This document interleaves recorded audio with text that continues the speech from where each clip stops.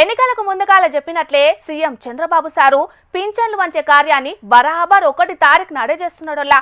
అది కూడా స్వయంగా ఏదో ఒక ఊరికి పోయి మరి పింఛన్లను ఇస్తున్నాడు. మరి అలా సీఎం సారు పింఛన్లు వంచనికే ఏ ఊరికి పోయిండు, వాళ్ళతోటి ఏం మాట్లాడిండు, ఏం కథ అనేది పురాగా అర్చుకుందాం పాండ్రి. డ్రోన్ ఇప్పిస్తే డ్రోన్ ఆపరేట్ చేసుకోగలుగుతావు, నువ్వు టెక్నాలజీ చేసే ఒకటి.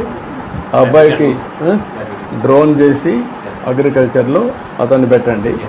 ఈ అమ్మాయికి డిఎస్సి కోచింగ్ ఇచ్చి చేయండి. ఏదమ్మా ఇల్లు నువ్వే శుభ్రంగా చూసుకున్నావా?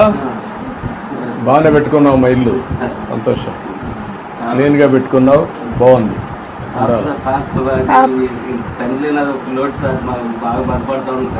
అమ్మాయి చదివిద్దాం, చదివిస్తారు. ఆ అమ్మాయికి ఉద్యోగం వస్తే చదువుతారు. ఆ అమ్మాయిని ఎక్కడన్నా రెసిడెన్షియల్ స్కూల్లో పెట్టండి. ఎక్కడన్నా రెసిడెన్షియల్ స్కూల్లో ఉంటే పెట్టగలుగుతాం.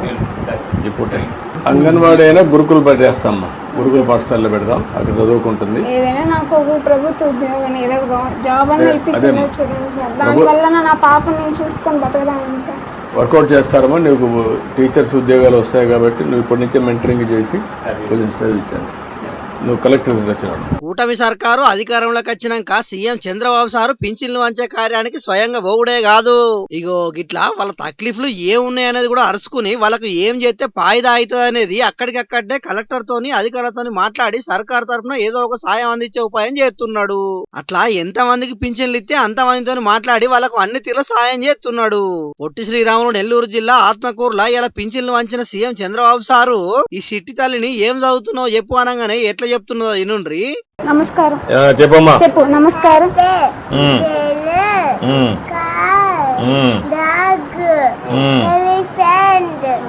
పోయినవా, నలుగురికి పింఛన్లు వంచినవా, మళ్ళా వచ్చిన బాటే వట్టినవా అన్నట్టు కాకుండా కలిసిన వాళ్ళ జీవితాలు బాగుపడే ఉపాయం మాత్రం మంచిగానే చేస్తున్నాడు సీఎం చంద్రబాబు సారు. ఇవాళ మేడే కాబట్టి కార్మికులతో కలిసి కొద్దిసేపు కార్మికుని అవతారం కూడా ఎత్తిండు.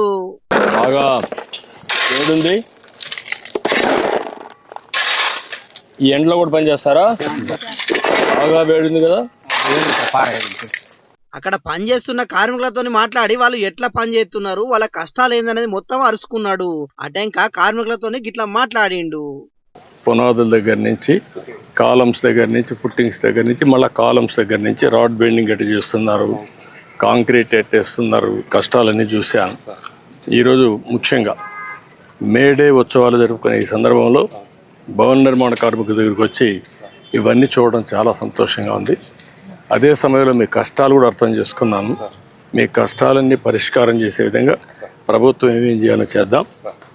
ఫుట్టింగ్ దగ్గర నుంచి పెయింటింగ్ వరకు మీ కష్టాలని నాకు అర్థమైనాయి.